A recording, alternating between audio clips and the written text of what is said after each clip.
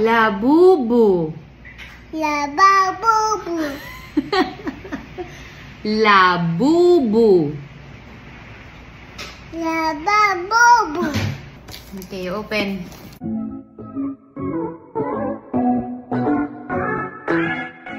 Angelica Panganiban at Baby Bean kinaaliwan ng mga netizens sa pag-unbox ng kanilang very first Labubu set. At ang na-receive nga nila ay Havasit at tuwang-tuwa nga dito si Baby Bean. At hindi nga malaman kung paano niya sasabihin ang salitang Labubu, kaya naman mas lalong natawa ang mga netizens nang binanggit niya ito at tinuturuan siya ni Mami Angge. Panoorin at kung hindi pa nakasubscribe, don't forget to click subscribe and hit the notification bell to keep you updated. Matagal lang nauso ang Labubu at hype na hype ito ngayon. Ngunit ngayon lamang sila nagkaroong mag-ina ng Labubu set. Kaya naman talagang very excited itong si Baby Bean. Dahil kakaiba nga ang kanilang mga na-i-unbox. At ngayon nga ay inumpisahan nila ang unboxing at marami nga ang nag-abang dito dahil kompleto ang set na na-receive ni Angge.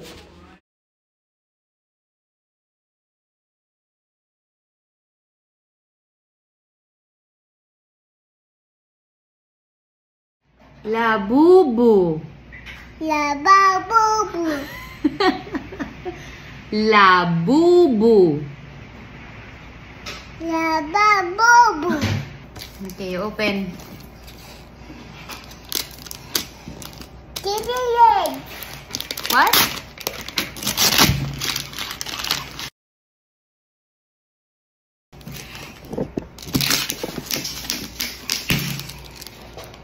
Go, go.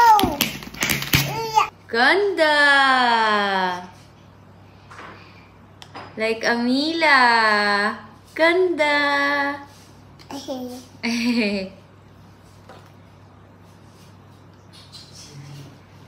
Ganda! Oh, dito na. Come here, come here. Ano yan? Halog. Dito ikaw, upo. Mama? What? No throwing. Ha? Mama?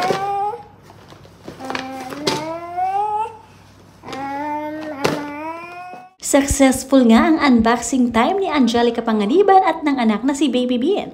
At ang tawag nga ni Baby Bean sa Labubu ay Lababubu. Kaya mas napatawa ang mga netizen dito. Dahil sa napaka-cute nga daw nitong si Baby Bean kung sumunod sa kanyang Mami Angge. Siguradong masusundan pa ng maraming collection ang Labubu set nitong si Baby Bean at Mami Angge, ang Havasit. Nagustuhan nga ng mag-ina ang set na ito kaya naman talagang kaya pala pinagkakaguluhan ng mga netizens ang Labubu dahil sa kakyutan talaga nito.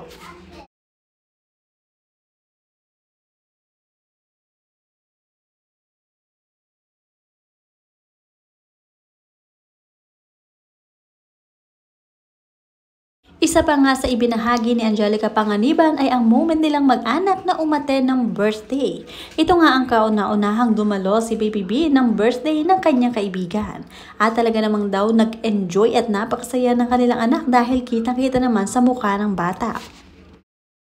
Hindi nga matatawaran ang kasiyahang naramdaman ni Baby B na umattend ito ng birthday ng kapwa niya bata dahil maraming pag-games at syempre marami ring pa-premyo at maraming naiuwi itong sina Mami Angelica para kay Baby Bean. Sulit na sulit nga daw ang pag-attend nito. Kitang-kita rin ang kakyutan at kagandahan nitong si Baby Bean kahit na bata pa ito.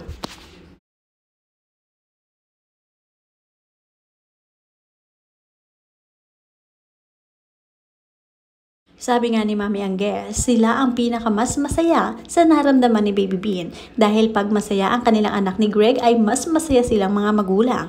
Kaya naman ibibigay nila ang lahat para sa anak at kung ano ang gusto at kung gustong umattend ng mga birthday party, sila rin mismo ay sasama at makikijoin sa mga larong pambata para sa kanilang anak.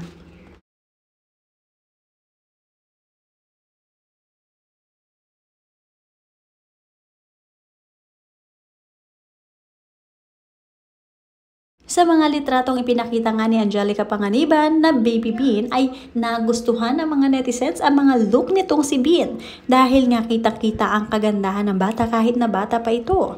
At talaga namang mestisang-mestisa manang-mana sa kanyang mami Angge. Talagang nakyutan ng husto ang mga netizens at siya na nga ang favorite ng mga tao. Basta kay Baby Bean, siya ang priority ng kanyang mga magulang na si Mami Angelica Panganiban at Daddy Greg Homan. Ang kasiyahan nga niya ay kasiyahan ng kanyang mga magulang kaya naman bigay todo ang mga ito at todo suporta. Kung may birthday party na pambata ay a-attend sila para kay Baby Bean.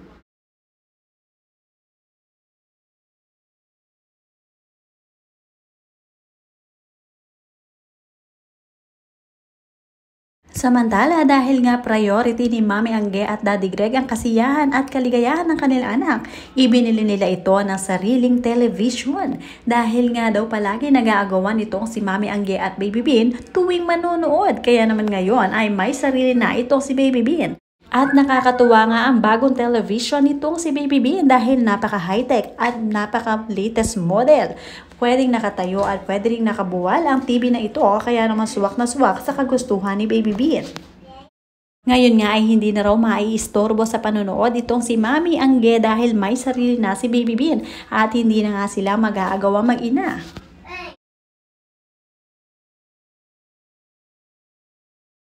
Nagbahagi rin si Mami Angge kung ano ang latest sa kanyang pangyayari sa sarili.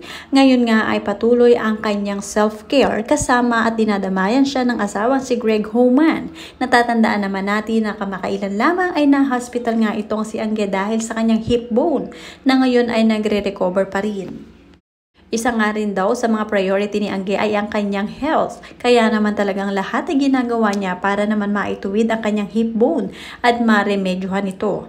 At tuwang-tuwa naman ang mga netizens sa pagiging supportive ni Daddy Greg Homan para sa kanyang asawang si Angge.